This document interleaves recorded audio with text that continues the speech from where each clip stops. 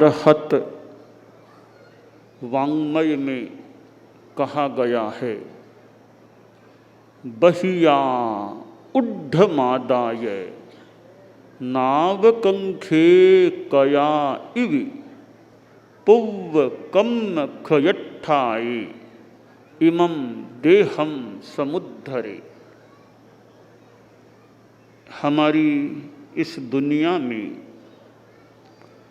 जन्म होता रहता है। एक दिवस को आदमी अपना जन्म दिवस मान लेता है, मानने वाला बात सही भी है, परंतु अनंत जन्म दिवस हर आत्मा के हो गए होंगे, अनंत जन्म दिवस हो गए होंगे। वो हमें याद रहें न रहें, ज्ञात हों अथवा न हों, पर सिद्धांत है अनंत बार तो जन्म ले लिया है, तो यानी अनंत जन्म दिवस हमारे हो गए हैं। परंतु अतीत के तो याद प्रायः नहीं रहते होंगे, पूर्व जन्म में प्रायः विस्मृत हो जाते हैं।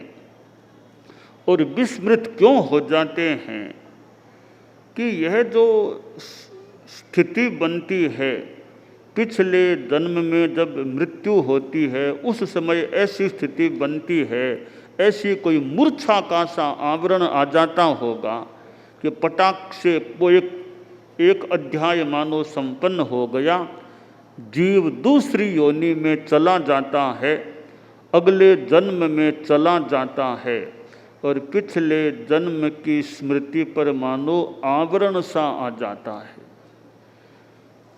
कई बार वो आवरण दूर भी हटता है और पिछला एक जन्म या अनेक जन्म सामने भी आ जाते हैं।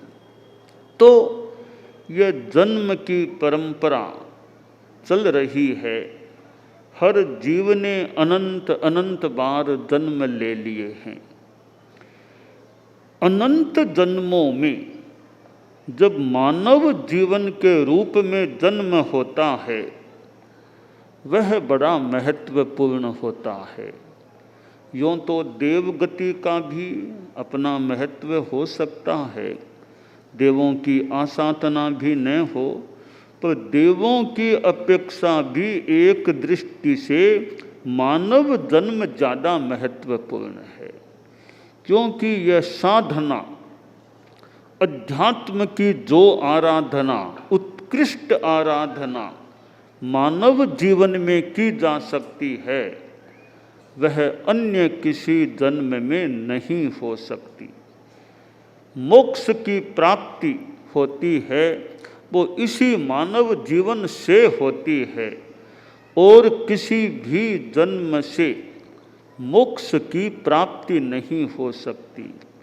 इसलिए सारी योनियों में, सारे जन्मों में, इस संदर्भ में मानव जन्म बड़ा महत्वपूर्ण होता है। मानव जन्म मिल गया, अब मिलने के बाद हम इसका उपयोग क्या करते हैं, यह खास बात है। बाकी जन्म तो हो गया, समय बीत जाता है, पर मानव जीवन का हम क्या उपयोग करते हैं।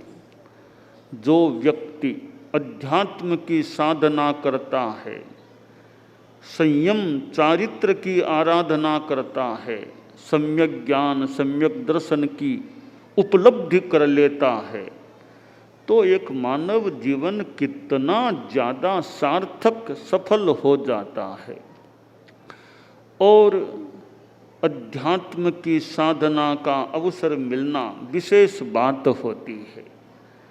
निमित्तों का भी अपना महत्व हो सकता है। ऐसे निमित्त मिलते हैं कि आदमी को कोई अच्छा रास्ता मिल जाए। मेरी संसार पक्षिया माँ नेमा बाई थी, उन्होंने एक काम बड़ा संभवतः महत्वपूर्ण कर दिया कि मुझे साधु संतों के संपर्क से जोड़ दिया, मुझे साधु सतियों के पास ले जाकर उनके संपर्क में ला दिया। संभवतः वह बड़ा एक उपकार का कार्य हुआ कि एक बच्चे को साधु संतों के संपर्क में ला दिया, और फिर वो संपर्क इतना मानो घनिष्ठ हो गया, और संतों से ऐसी, साधु सतियों से ऐसी प्रेरणा मिली कि एक महान पथ पर चलने का मानो संकल्प जाग गया। तो जीवन में माता से, औरों से ऐसे कई बार संस्कार कोई मिल जाते हैं, वे निमित्त बन जाते हैं, ऐसा रास्ता मिल जाता है कि आदमी अपने कल्याण की दिशा में आगे बढ़ सकता है। मेरे संसार पक्षीय पिताश्री झूमरमल जी दुग्गड़ थे, मेहरी वाला दुग्गड़ परिवार, और हुक्मचंद जी संसार पक्षीय दादाजी, उनके एक पुत्र श्री झूमरमल जी, और उनके यानी वहाँ हम 6 भाइयों का, संख्या में थोड़ी ज़्यादा, बोलचाल में 6 भाइयों का जन्म, 2 बहनों का जन्म हुआ। और मेरे पिता श्री झूमरमल जी, मैं भूल न करूं, वे सूर्य का, मुझे जितना याद आ रहा है कि वो जाकर के सूर्य के सामने वो खड़े होते, थोड़े हाथ जोड़ते, क्या पता वो सूर्य दर्शन करते होंगे। तो वो सूर्य एक तेजस्वी तत्व के सामने वो, मैं भूल न करूं, तो खड़े होते थे। और मुझे याद है बैठ करके माला फेरते, जब माला फेरा करते थे, जितनी स्मृति हो रही है।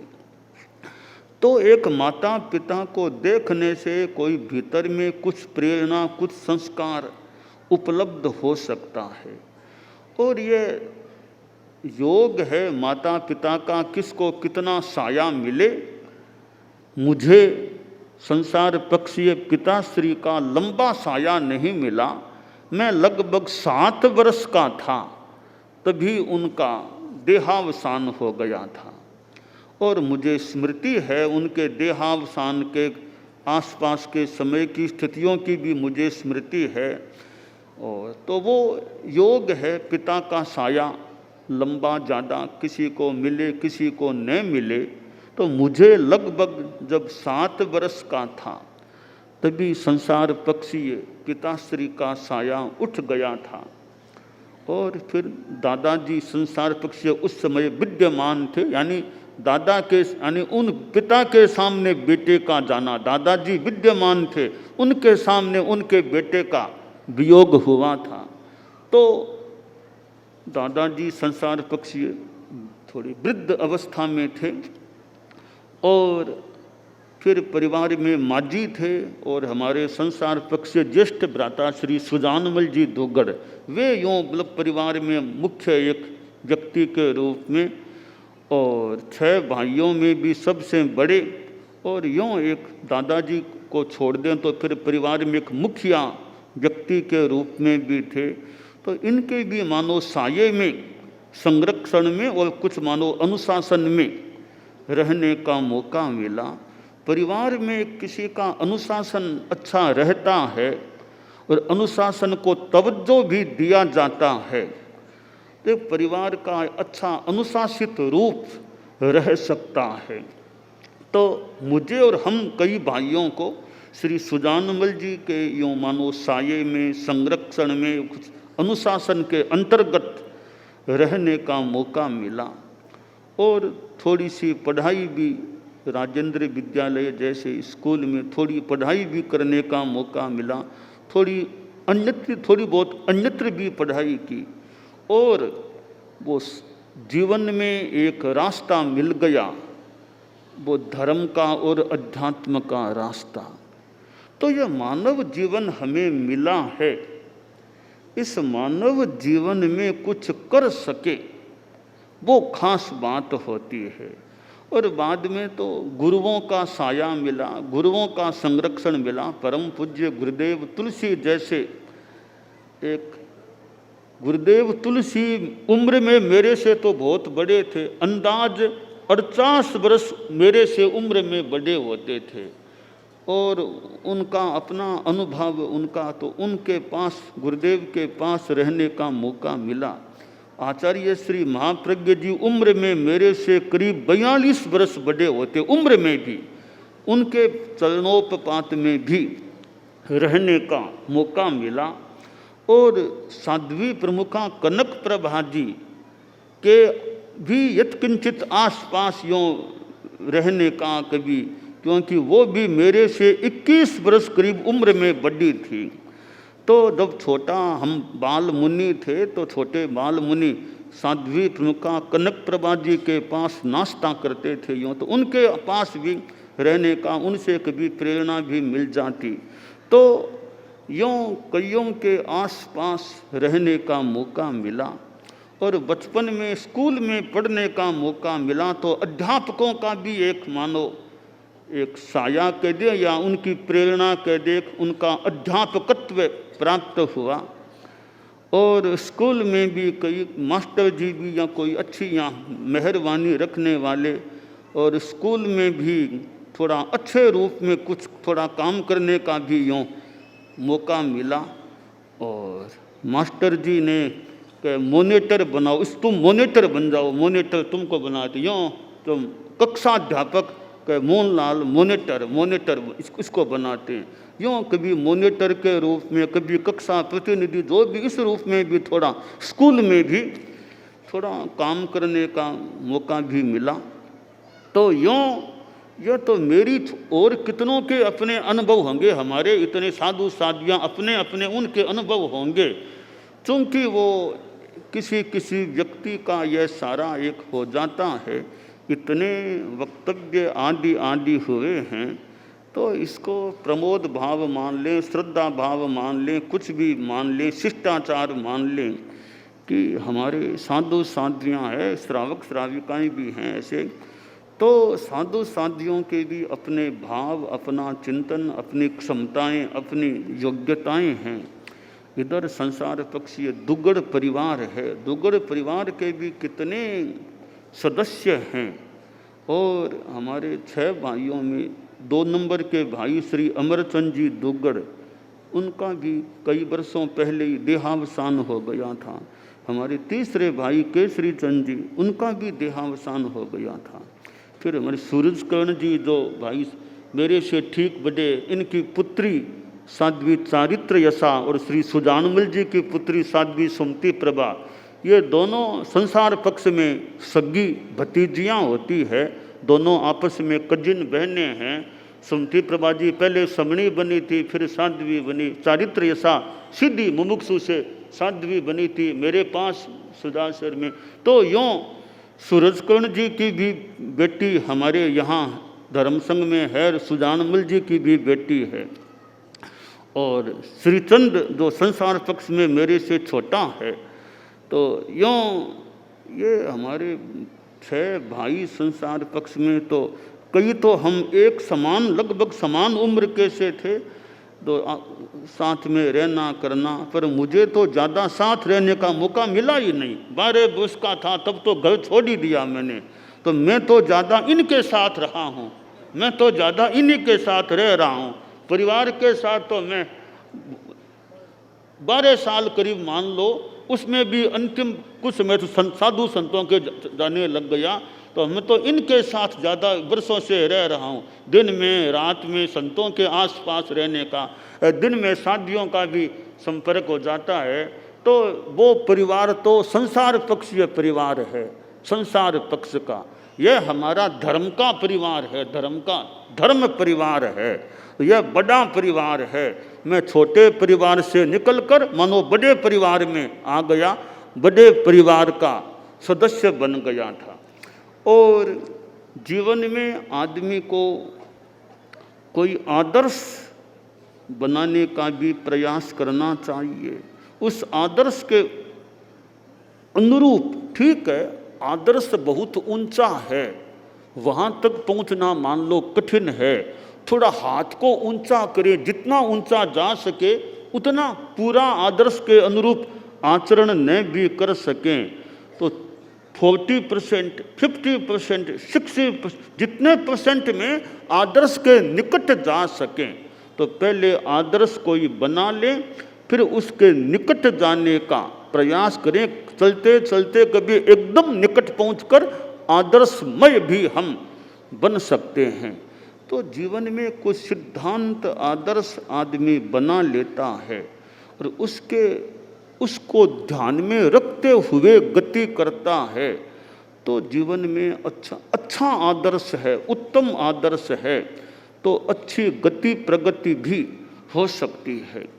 तो यह मानव जीवन जो हमें मिला हुआ है, इसमें कुछ करने का, जीवन में कुछ अच्छा करें ऐसा प्रयास करना चाहिए। बाकी जन्म दिवस आता है और यह प्रमोद भाव कह दें, औचित्य, प्रोटोकॉल आदि कई बातें हो सकती है कि जन्म दिवस के लिए इतना आयोजन किया जाता है, इतना कई लोगों का बाहर से भी आना हो जाता है और व्यवस्था करने वाले लोग भी अपने गांव में व्यवस्थाएं करते हैं, जुटाते हैं। तो यह एक औपचारिक भी इसे कहा जा सकता है, शिष्टाचार कहा जा सकता है, प्रोटोकॉल या उपयुक्त भी कहा जा सकता है। और कई हमारे बोलते हैं, उनको बोलने का एक मानो तैयारी करने का, कुछ विकास करने का भी इस निमित्त से मौका मिल सकता है। और कईयों के विचार आते हैं, उन विचारों को, बातों को सुनने से भी कोई नया आलोक, नई बात, नई प्रेरणा भी प्राप्त हो सकती है। भी यह बात कही है, इस पर कितना क्या ध्यान दिया जा सकता है।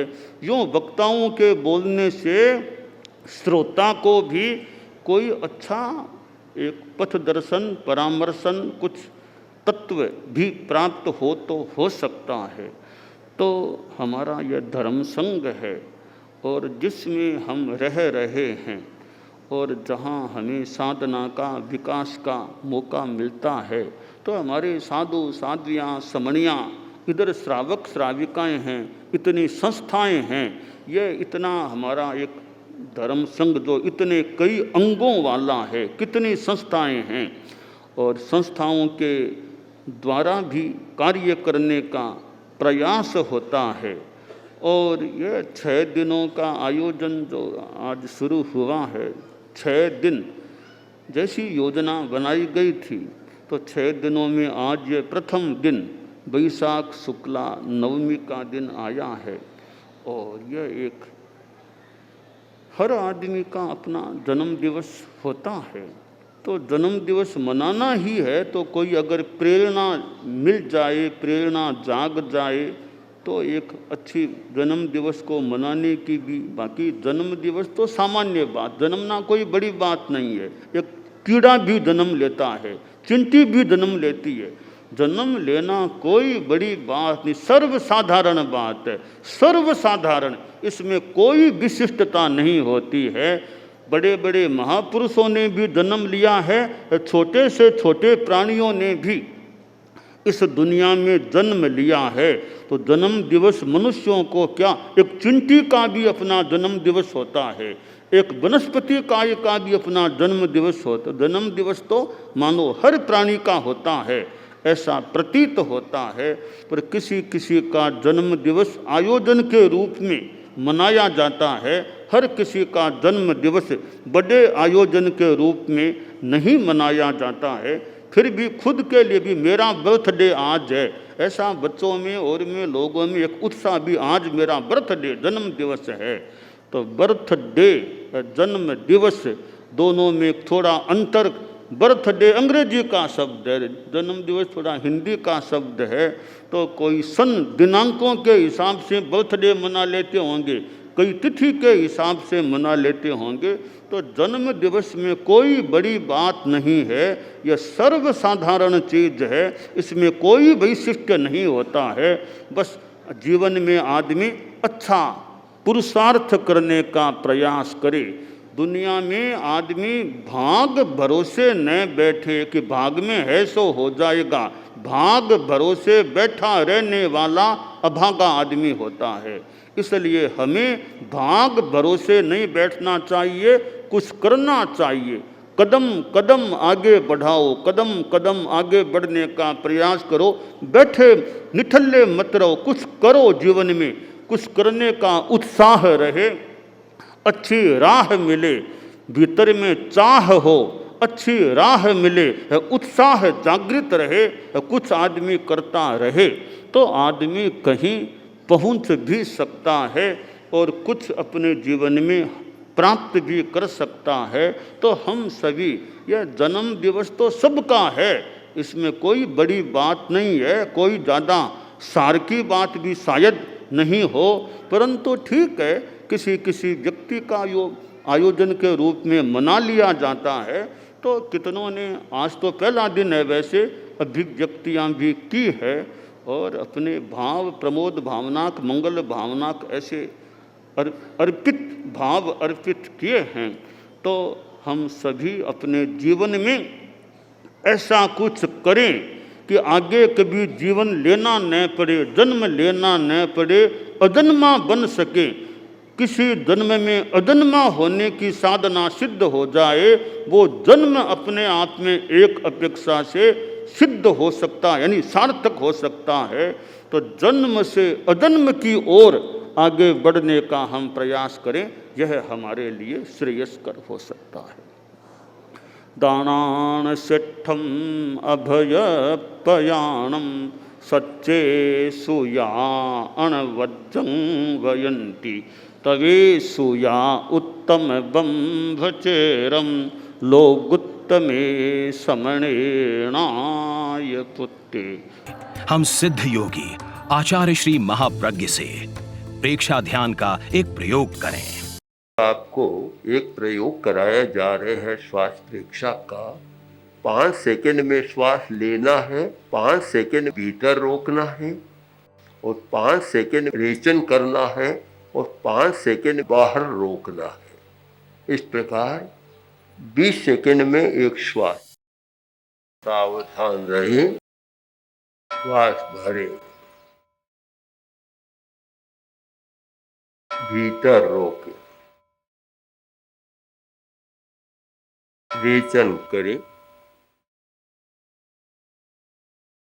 बाहर रोके, श्वास भरे, भीतर रोके, रेचन करे, बाहर रोके, श्वास भरे, भीतर रोके, रेचन करे, बाहर रोके, श्वास भरे, भीतर रोके, रेचन करे,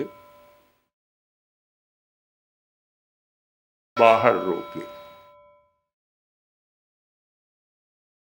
श्वास भरे, भीतर रोके, रेचन करे, बाहर रोके, श्वास भरे,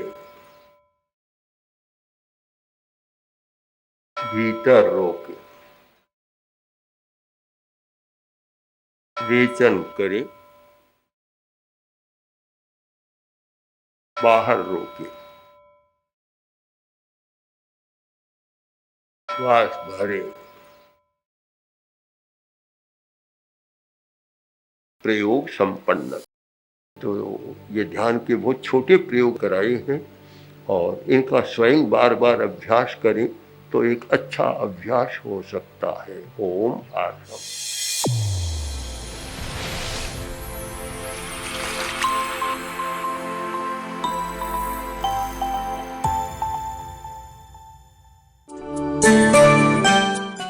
एकाग्रता, तन्मयता, अपने आप को मंगलमय अनुभव करते हुए नमो अरहंताणम, नमो सिद्धाणम, नमो आयरियाणम, नमो उवज्झायाणम, नमो लो ए सब्ब साहूणम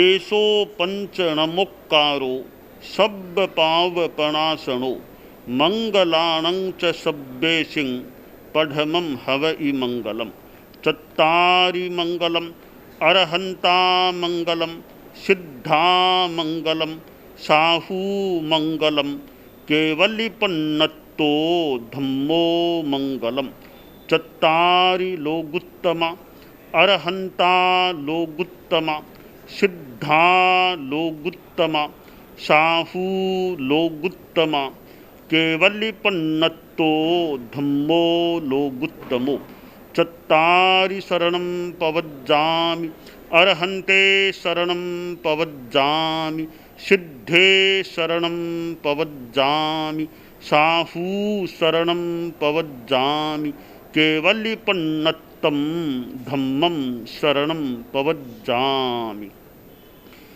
धम्मो मंगलमुक्किट्ठम् अहिंसा संजमो तवो देवावितं नमंसन्ति जस्य धम्मे सयामणो च इत्ता भारहं वासं चक्रवट्टी महिद्धियो सन्ति करेलो ए पत्तो गइमणुत्तरं देवदानवगन्धर्वा जख रक्षस किन्नरा बंभयारिं नमंसन्ति दुःकरं जे करन्ति तम् मंगलं भगवान् वीरो मंगलं गौतमो गणी मंगलं स्थूलभद्राद्यः जैन धर्मोस्तु मंगलम मंगलम मतिमान भिक्षुः मंगलम भारमल्लकः मंगलम रायचंद्राद्या मंगलम तुलसी गुरुः महाप्रज्ञोस्तु मंगलम तेरा पंथोस्तु मंगलम विघ्न हरण मंगल करण स्वामी भिक्षुनो नाम गुण ओळख समरण किया सर अचिंत्या काम विघ्न हरण मंगल करण स्वामी भिक्षुनो नाम गुण ओळख समरण किया सर अचिंत्या काम विघ्न हरण मंगल करण स्वामी भिक्षुनो नाम गुण ओळख समरण किया सर अचिंत्या काम सर अचिंत्या काम सर अचिंत्या काम। एक दिवसीय त्याग आज के लिए धारणानुसार त्याग है।